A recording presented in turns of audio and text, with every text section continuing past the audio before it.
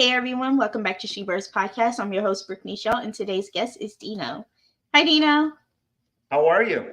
Great. Thank you so much for being a returning guest today. Yeah, thanks for having me.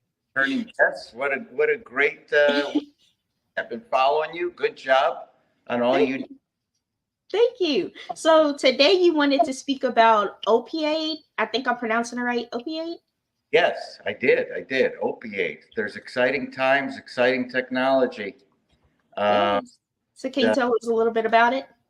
I sure can. So basically, because I am a recovering alcoholic and I have recovered from substance use, I could speak perfectly, firsthand about this. I mean, I wish this technology was around when I was going through all the trials and stuff that I was going through because it really is a game changer for recovery. So the way people recover now, it's called MAT. That's just fancy for medically assisted treatment. And all it is a combination of behavioral health, counseling, and medication, right? People who have gone through treatment centers, recovery centers, undergo MAT. People that'll go visit health professionals, clinicians, they'll do MAT. So it's very, very common. I went through MAT, and going through MAT, I am clean and sober, thank God, and just to hit the reset button on my life to move forward, and I more pleased. But I was really frustrated going through my treatment because there's a lot of things that were missing, in my opinion, and I can't be alone in this. See, when I recovered and I got out, I was given counselors to call, psychiatrists, and so forth, and to follow up with them, and I did. And when I got out, it was July of 2020. So of course, we're like still in the middle of a COVID lockdown. Hooray! And isolation will get you, man. I mean, you're just sitting there with your thoughts.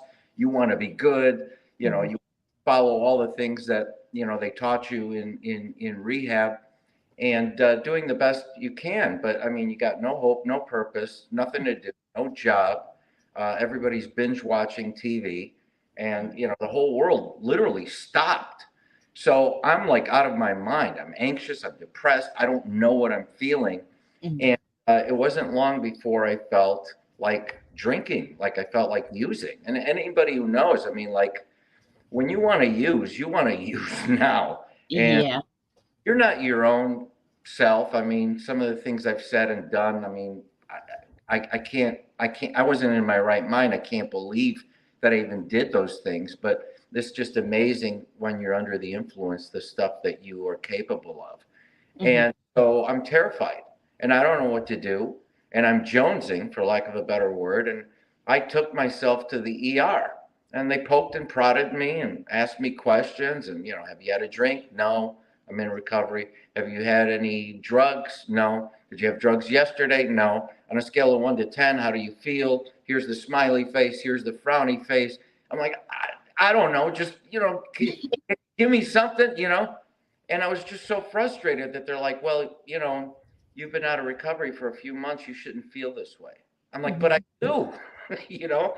And then a doctor would come in and say, well, that's not true. You may be feeling like this sometimes for the rest of your life. And so I'm like totally confused, right, Brooke? This isn't like I'm a strong person, but this like really, really got me.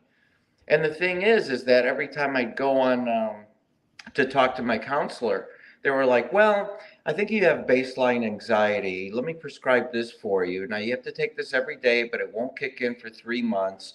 Let me prescribe this for you, but only take it in case of an emergency. You really shouldn't take it. And then let me give you this pill. You should take it 3 times a week, and you should really take it only in the morning. And I'm like, wow. As you can imagine, I'm like a zombie, right? I mean, it's like living dead. I would sit in front of a TV screen with no TV playing, and I would just stare at it all day. Didn't want to get up, didn't want to take a shower. Look, a lot of people have gone through this. I can't be the only one, okay? So anybody who's in recovery, has gone through it, trust me, I know you're out there and I know you can relate. So it was only by the grace of God that saved me from killing myself. Because seriously, if I got my hands on some drugs that night, or if I got my hands on a bottle of vodka, I would have like drank myself to death. I know it because I just wouldn't stop. There was nothing to live for. Mhm. But grace of God, I just decided instead to just write my book. Last time I was on your show, we were talking about my book. I Mhm. took 8 months to write, 12, 15-hour days, and obviously no time to think about using or drinking. That was my own. I could have been a statistic, okay? And like Mhm. many others, like while we're talking, there's been about 4 minutes that have passed. There's one person who dies every 4 minutes from an opioid related overdose. Yeah. Okay. That's like the death clock that keeps growing. I mean, this is the death clock, okay? I mean, it's gruesome, but Mhm. it paints a very accurate picture for those who don't understand. One every 4 minutes, and it never stops. It's 24/7. Mhm. So anyway, when I got out, I got immersed in the recovery community. The social platforms that exist out there are beautiful. And I didn't know they existed, stupid me. And I was like, wow, this is a whole new world. And Mhm. I got immersed in it. And fast forward, this is after we did our first show, but fast forward, there was somebody that told me, I'd like to introduce you to somebody, and you guys really have a lot in common. I'm like, what's this about? He's like, well, I just think you should sit down and talk with him. I'm like, Mhm. all right, whatever. So I sit down. It turns out to be the founder of OpiAID, okay, data science company. That basically their whole goal is to, to reduce um, to work with people in recovery. They love their neighbors in recovery. They don't even call them addicts, they call them neighbors. Okay. And he was talking about, well, what we do is it's technology that takes MAT, the medically assisted treatment, Mhm. and use of biometrics and machine learning makes it predictive and prescriptive. So what it does is it provides real-time decision making to health professionals. So what does this all mean? Okay, because I mean I lost you, right? What Mhm. does it mean? It means that the time that I went to ER, where they were asking me, well, how do you feel? And I'm like, I don't know. Well, what's your level of anxiety? Pick a smiley face, pick a frowny face. Oh no, this thing, this technology can distinguish between anxiety and withdrawal. You with me? Mhm. Okay, which is unheard of. It's similar to if you think about like somebody who's a diabetic and they take their blood sugar readings. It's called a glucose, right? It Yeah. doesn't just high or low blood sugar. It gives you a number. Mhm. Even if you're driving and you're intoxicated and you stop and they want to give you a test, the sobriety test, it gives you a number. How much blood alcohol do you have in your system, right? Mhm. But anxiety, it's just really hard. There's nothing that has existed in the past that reads the level of withdrawal. Is it this much or is it this much, right? Mhm. Why is that important? Well, it's important because a health professional can look at somebody who's really, really suffering, who really has high levels of withdrawal, that it's not anxiety, it's not psychosomatic, it's not that, I'm a basket case and I'm losing my mind. I really have like a really good chance of overdosing. Mhm. And if you quit and you use again, you have a tendency to use harder. And that's where we lose a lot of people, right? So the critical times in recovery, I mean, it's always, but the very, very fresh start of recovery is like 1 day to 3 months. That's the critical time where, there's just so many things that can happen, right? Right. So like in rehab, when I coined out, when you finish your session, I finished with a group. This is a band of brothers and sisters. We went through therapy together. We 6 groups a day, breakfast, lunch, and dinner. Nighttime, we bunked in the same place and stuff like that. We're all proud of ourselves, high-fiving ourselves. We all get the coin. Congratulations, you guys made it. We're all happy. And then the counselor's like, now everybody look to the person to your left and the person to your right, and chances are they're not going to make it past a year. And that was like, that's when it became real. Okay. That's when I was like, whoa, okay. And that's why we have such a high level of relapses, right? Mhm. So with this technology, I got it right away because I knew that if it existed, I would have been able to get targeted care specifically for me. It wouldn't be, well, you shouldn't feel this way. Yeah. According to the averages, people don't feel this way if they're clean and sober this long. It would be talking just about Dino. And selfishly, you know what? If I want to recover, I want to know about me. I mean, I Right. love everybody in recovery, but if I'm recovering, I want to know what's going to help me. So, opiate technology is like a huge, shiny new tool in a toolbox where we're providing real time decision making information to a health professional, right? So it speeds up the process. Also, when they're asking you questions, how do you feel? I don't know. Or do you feel good today? Yeah, I feel fine. I mean, sometimes because we're human, because we sometimes have an ego or pride or we're embarrassed, we'll downplay our true feelings, right? We'll kind of Mhm. manage. And so, how do you expect a health professional to treat you properly when they're not getting accurate feedback from you? Mhm.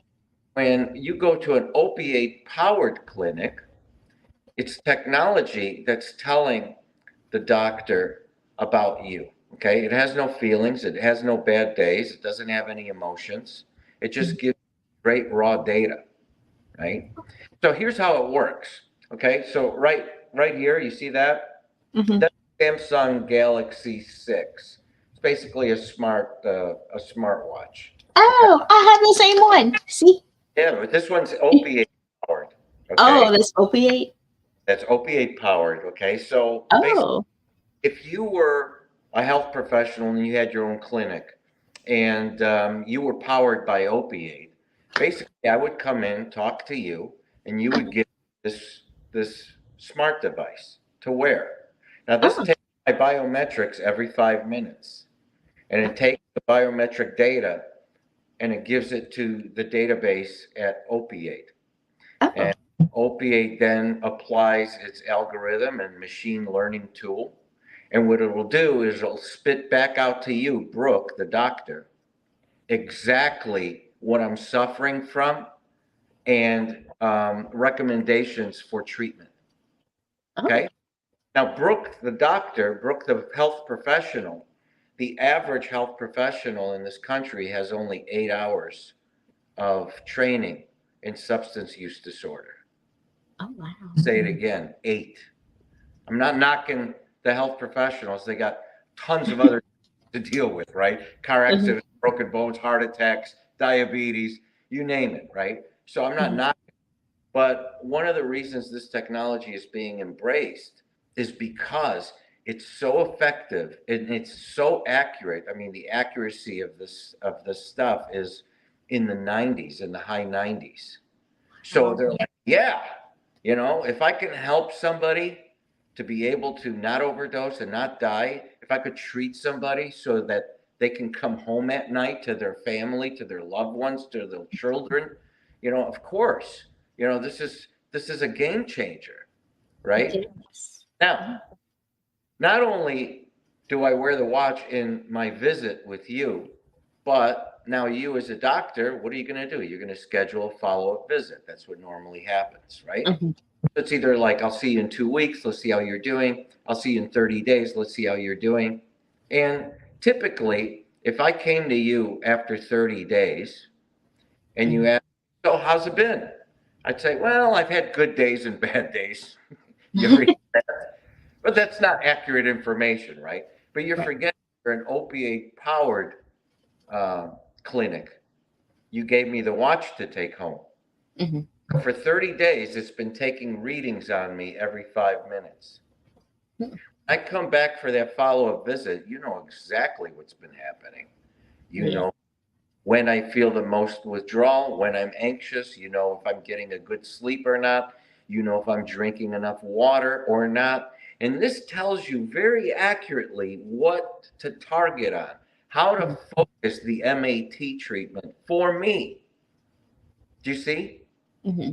So you could treat people remotely with this, and you have an extremely precise and accurate medical protocol when I come in for a visit.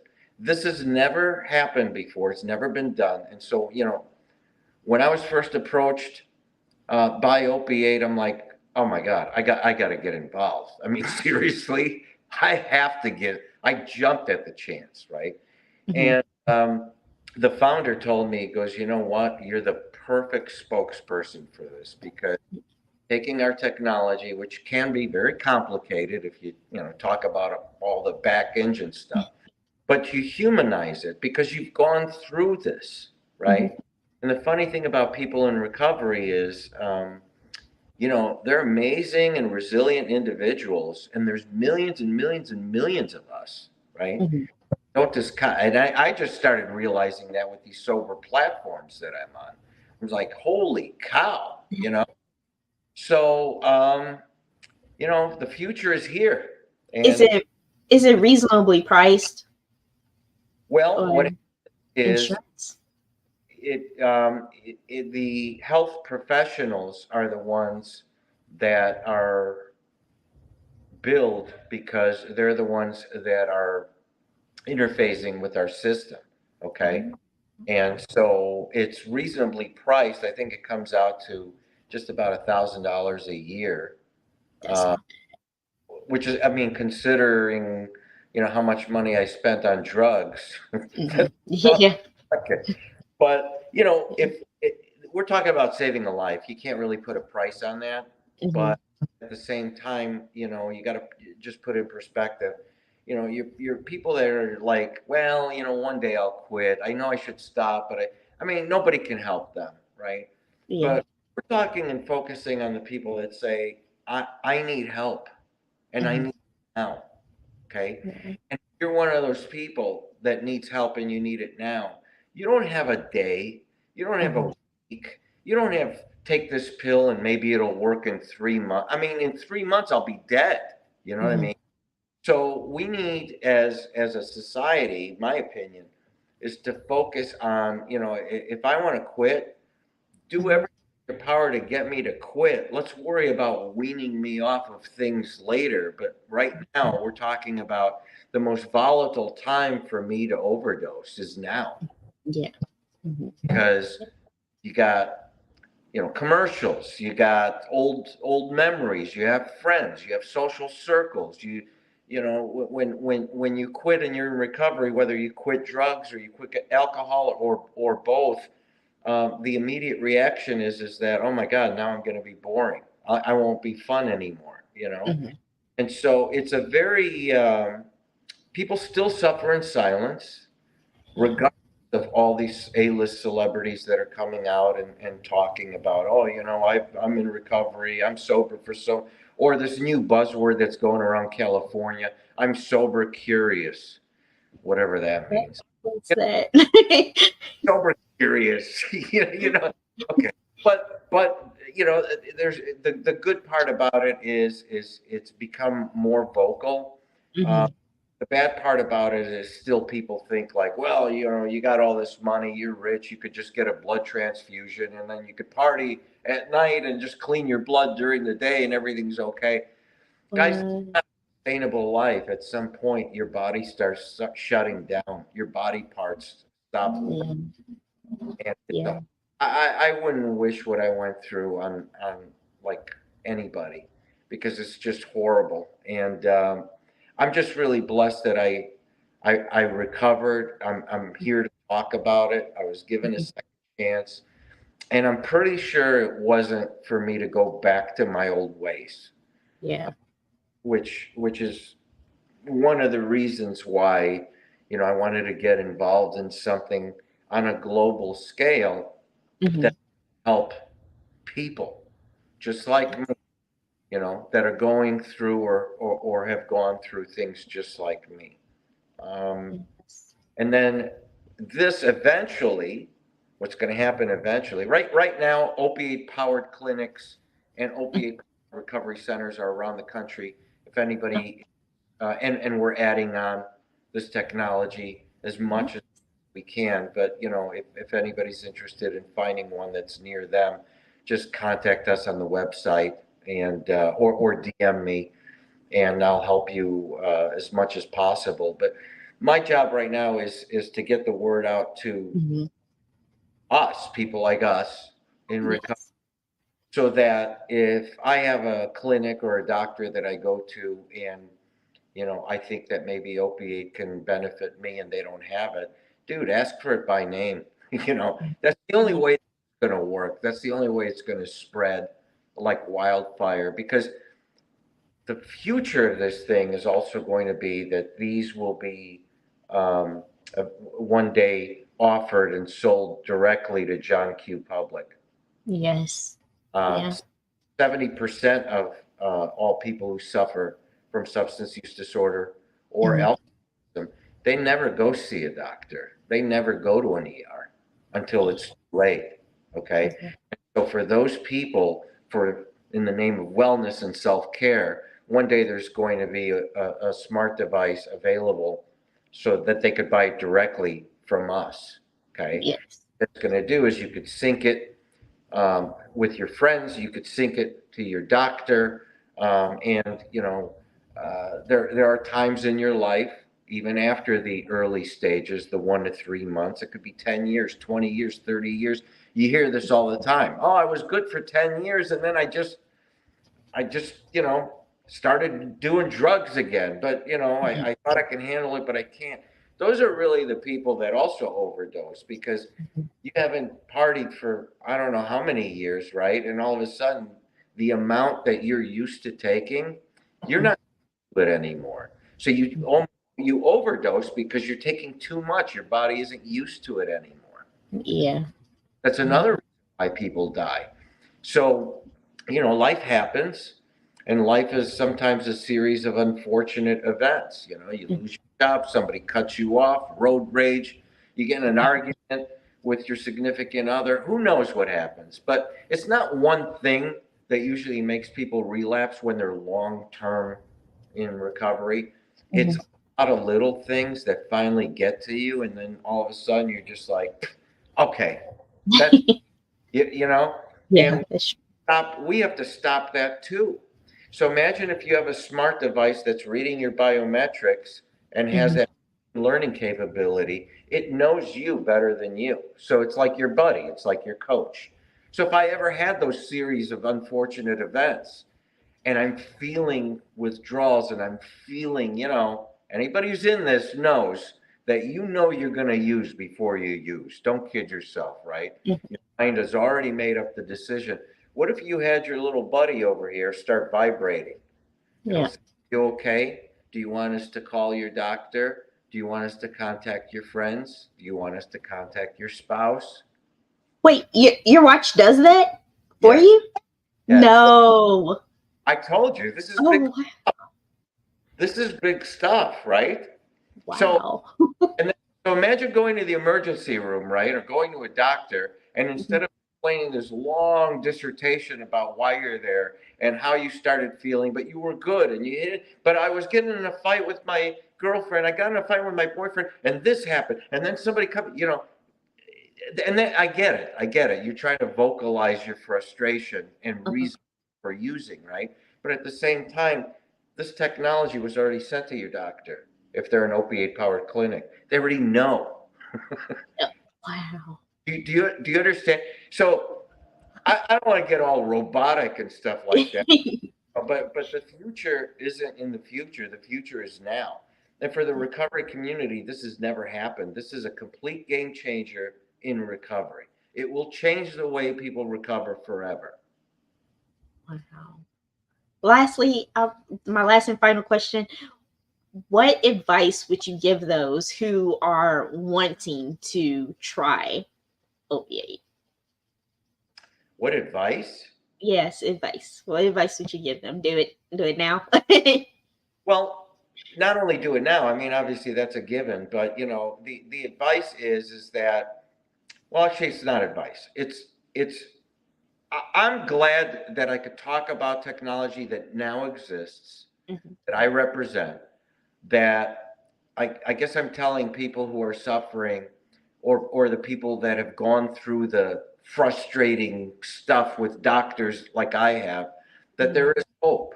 There's a new device that's available, that we work with clinicians and recovery centers, and embrace it. And what advice? Wear the watch. Yeah. Wear it, don't take it off, and make it part of your routine. People count their steps, right? When they're in the health kick, they all have Mhm. fit, they got whoops, they got all this stuff. They look at the weather, they have stuff that makes them go to their to sleep. They have the Bible. Why wouldn't you treat this as religiously? I mean, this is a lifesaver. This is Yes. wellness on your hand, and it's fashionable. I mean, it works. Do you see that? Yeah. That's nice. Yeah. So I couldn't be more excited about this, and it's very new, and it's being launched, and it's a big world out there. But we have a big crisis in the United States too. You know what I mean? And we do love our neighbors. We want to see more come home at night, and this one death every 4 minutes has just got to stop. So it's one thing Yes. to talk about the opioid epidemic.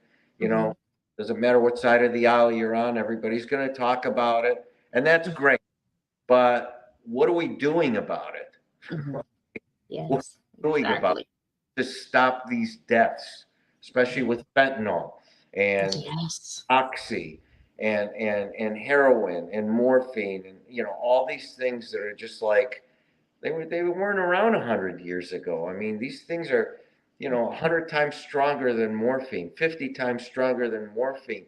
You think it's a joke, but it's like playing Russian roulette. It's just like you'll take a bad dose and you're dead. Yeah. It's Yeah. simple, you know.